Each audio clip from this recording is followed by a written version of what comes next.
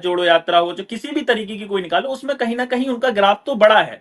लेकिन अखिलेश यादव की जो रणनीति है वो कहीं ना कहीं समाज राहुल गांधी के लिए बहुत भविष्य में भी हो सकता है कि आने वाले समय में ये इनके लिए काम करे, बट डिपेंड करेगा कि अभी तक सीटों का क्या रुझान है, क्योंकि इस सीटों में रुझान जो है अभी भी लगातार बीजेपी एनडीए है वो अलायंस आगे बढ़ती हुई चली जा रही है। लेकिन समाजवादी पार्टी ने बहुत अच्छा कैमबैक किया है, अब उसमें ये देख पाते हैं कि ये कितने टिकट मतलब कितने सीट तक लेके आ पाते हैं। हिमांशु जी, लेकिन जिस तरीके से अगर बात करें, कहा जा रहा था बीजेपी की तरफ से कि 2024 के बाद कांग्रेस विलुप्त हो जाएगी, यानी कि डायनासोर की तरह कांग्रेस का कोई नामो निशान नहीं रहेगा, लोग केवल किताबों में पढ़ा करेंगे कि कोई कांग्रेस पार्टी हुआ करती थी। लेकिन जो अभी तक रुझान आ रहे हैं उसने तो इस बात को पूरी तरह से गलत साबित कर दिया, क्योंकि रक्षा मंत्री राजनाथ सिंह की बात करें या फिर तमाम बड़े नेता हैं जो इस तरह के बयान देते रहे हैं कि कांग्रेस 2024 के बाद उसका कोई नामो निशान नहीं होगा। तो ऐसे में आपको लगता है कि जनता ने इस बात को नकारा और कहीं ना कहीं अभी भी कांग्रेस का एक वोट बैंक जो है पूरे देश की अगर बात करें तो वो अभी भी बना हुआ है? देखिए, समाजवादी पार्टी जिस तरीके से अभी भी अपना दिखा रही है राहुल गांधी के बारे में, जो लोग टिप्पणियां कर रहे हैं, देखिए ये पार्टी का हर किसी का अपना नैतिक अधिकार होता है, हर नेता का अपना नैतिक अधिकार होता है और उसका अपना स्वयं विवेक होता है। लेकिन कभी कभी क्या होता है कि जो चीजें होती हैं वो दिखती नहीं है, जिस तरीके से इस चुनाव में देखने पे नजर आया, यानी कि कहीं ना कहीं बीजेपी के जो नेता थे वो ओवर कॉन्फिडेंस से लबरेज दिखते नजर आ रहे हैं, जिस तरीके से चुनाव के परिणाम सामने आ रहे हैं।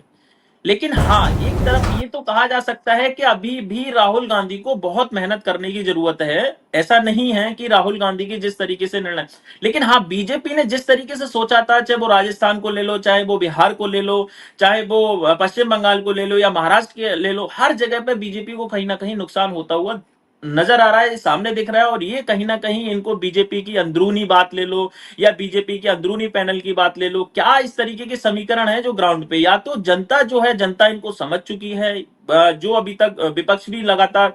इन पे आरोप लगा रही है कि जनता समझ चुकी है, जनता ये कहना चाह रही है, लगातार विपक्ष के बड़े बड़े नेताओं के बयान भी आ रहे हैं। एक तरफ अखिलेश यादव ने एक ट्वीट कर जारी किया है कि इंटरनेट की सेवाओं को बाधित किया जा सकता है। आखिर अभी इतना भी ओवर कॉन्फिडेंट नहीं होना चाहिए। फेयर चुनाव में इलेक्शन कमीशन भी कोई भी चीज होता है, लगातार आरोप प्रत्यारोप लगा के इस तरीके की बातें भी शोभा नहीं देती हैं। विपक्ष के लिए भी समझना चाहिए कि अभी भी लगातार आप जा रहे हो, कोई भी चीज है। लेकिन हाँ, बीजेपी के लिए ये सोचने पे बहुत बड़ा मजबूर कर दिया है कि आखिर जिस तरीके से इनकी ओवर कॉन्फिडेंट में जो चीजें थी वो कहीं ना कहीं सामने नजर आ रही हैं और इनकी जो चीजें हैं वो ग्राउंड पे अब दिखने लगी हैं।